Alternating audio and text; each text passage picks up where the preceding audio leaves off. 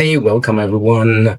In this video, I would like to show you how to repair one of these game controllers. It's a vintage game controller, about 25 years old, but we still play with this Amiga 500 computer. So I would like to show you how we fixed it. As you can hear, 3 directions work perfectly fine, but to the front, there's no click.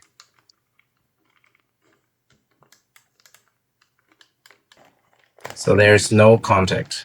I removed the 4 screws on the bottom side, opened it up, and here we can see the inside.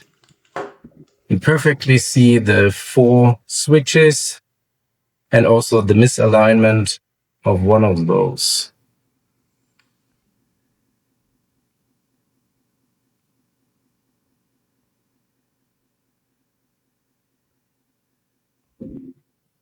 So here you can see that even if I move the stick, there's no connection to the switch.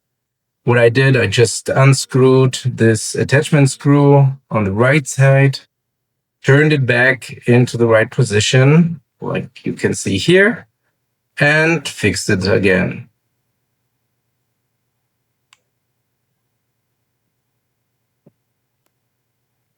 Now closing up the controller, and we do a short check.